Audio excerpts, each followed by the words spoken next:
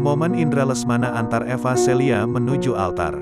Kebahagiaan tengah dirasakan pasangan Eva Celia dan Demas Narawangsa. Eva Celia dan Demas Narawangsa menikah pada hari ini, Jumat tanggal 3 Juni tahun 2022 di Gereja Katedral Jakarta sekitar pagi pukul 10 waktu Indonesia Barat.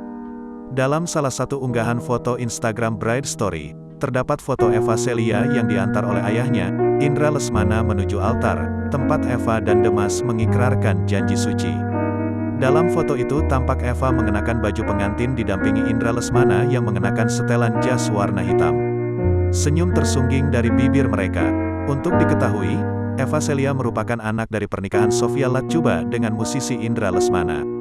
Sofia dan Indra menikah pada 1992.